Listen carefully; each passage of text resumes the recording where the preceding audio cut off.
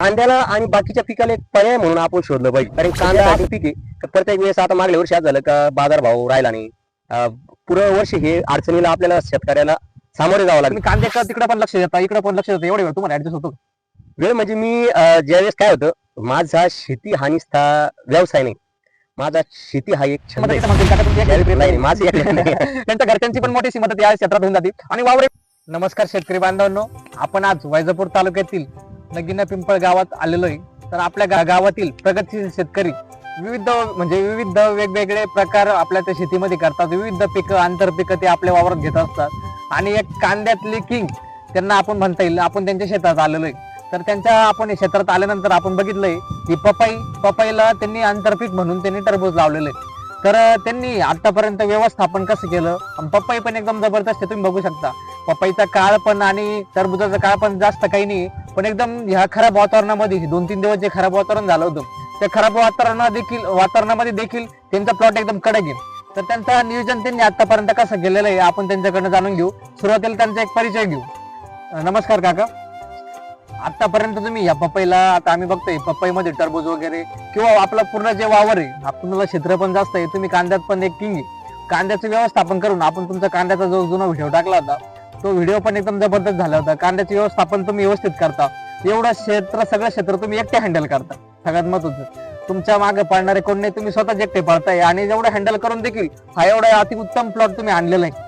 यामागचा तुम्ही म्हणजे कष्ट पण तुमचे एकदम दमदार आहे. आणि आतापर्यंत तुम्ही नेमकं नियोजन कसं केलेलं आहे हे बाकीच्या शेतकऱ्यांना तुम्ही सांगणार या व्हिडिओच्या माध्यमातून. तर सगळ्यात प्रथम तुमचा परिचय द्या आणि आतापर्यंत जेवढं व्यवस्थापन केलेलं आहे हे शेतकरी बांधवांना सांगा. आणि तिथून पुढे मी काय त्या गोष्टीला कोणत्या अडचणी आल्या किंवा काय काय तुम्हाला कोणत्या गोष्टीला सामोरं जावं लागतं हे आपण लोकांना सांगणार आहे. तर सगळ्यात परिचय आणि कोणत्या गोष्टी तुम्ही केलेल्या आहे हे शेतकरी बांधवांना सांगा. माझं नाव मच्छिंद्र भाऊसाहेब सांबारे, नगीना पिंपळगाव. माझ्या हे पहिल्यांदा म्हणजे हे पीक करायचं असं निश्चितच नव्हतं का मी पपई लावायची किंवा टरबूज लावू त्याच्यात. तर सुरुवातीला माझं याच्यावर असं फिक्स नियोजन नव्हतं. तरी मी पहिल्यांदा ही मक्का काढल्यानंतर मी नियोजन केलं की मग आपल्याला पपई करायची. पपई करून मग आम्ही पपईची लागवड केली. पपई लागवड केल्यानंतर असं आलं का आपण त्याच्यामध्ये काहीतरी दुसरं आंतरपीक घेऊ. कारण कांदा असं पीक आहे का प्रत्येक वेळेस, आता मागल्या वर्षी आज झालं का बाजार भाव राहिला नाही.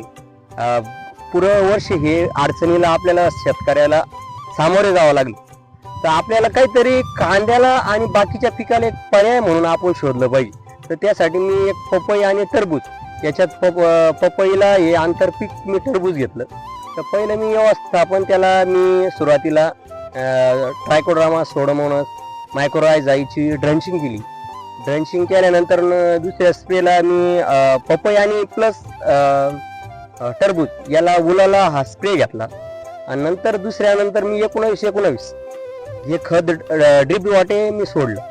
तर बाकी एवढ्या प्रकारे मी हे केलं. त्याची निंदणी खुरापणी व्यवस्थित, त्याची पाण्याची कुठं पाणी पोचतं का, कुठं नाही पोचत, एखाद्या पिकाला काय, एखाद्या झाडाला काय प्रॉब्लेम आला, काय रोग काय आला, याचं मी त्याच्यावर बी व्यवस्थापन व्यवस्थित करतो.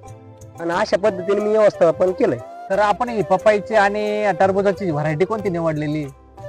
माझी पपईची ही व्हरायटी 15 नंबर आहे. टरबूजाची व्हरायटी ही सिम्बा आहे. आता एक असं विचारतोय मी तुम्हाला की नाही का, तुम्ही कांद्याकडे तिकडे पण लक्ष देता, इकडे पण लक्ष देता, एवढे वेळ तुम्हाला ऍडजस्ट होतो? वेळ म्हणजे मी ज्यावेळेस काय होतं, माझा शेती हानिस्था व्यवसाय नाही, माझा शेती हा एक छंद आहे. ज्यावेळेस माणूस छंद म्हणून शेती करायला जातो का, त्यावेळेस माणूस खरोखर यशस्वी होऊ शकतो. बऱ्याचशा लोकांना असं बरेचसे लोक असं वेगवेगळ्या गोष्टीमध्ये गुंतून बसलेले आणि असं काकासारखे बरेचसे शेतकरी आहे की त्यांना शेती हा छंद लागलेला आहे. इतक्या आवडीने जबरदस्त करता, हा संपूर्ण वैजापूर तालुकाच म्हणा, पूर्ण शेती एकदम अशा आवडीने एकदम जबरदस्त करताय. तर आपण पण एक शेतीला छंद लावलेला पाहिजे. तर काकाच्या या कामामध्ये त्यांच्या घरच्या ज्या त्यांच्या बायको आहे त्या पण मोठ्या प्रमाणात मदत करतात. त्यांची पण मदत इथं म्हणतील काका तुमची एकट्यांची प्रयत्न नाही, माझी एकट्याची नाही. त्यांच्या घरच्यांची पण मोठीशी मदत या क्षेत्रात होऊन जाते.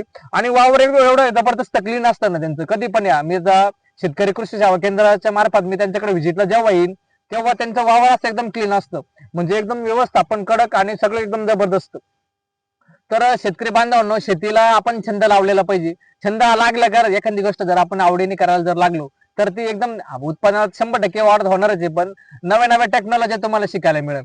आता ह्या पिंपळगाव नगीना पिंपळगावच्या शेतकऱ्यांनी जी हे केलेली लागवड एकदम व्यवस्थित म्हणजे जबरदस्त केलेली. ते काय म्हणताय की आमच्याकडं कांदा हा पीक मोठ्या प्रमाणात होतो, पण कांद्याला दरवर्षी भाव भेटेलच का असं हे फिक्स नसतं.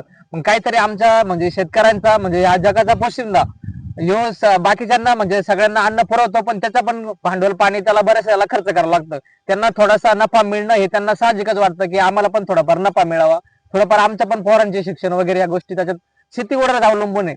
तर काकांनी जे व्यवस्थापन केलेलं आहे एकदम जबरदस्त व्यवस्थापन केलेलं आहे.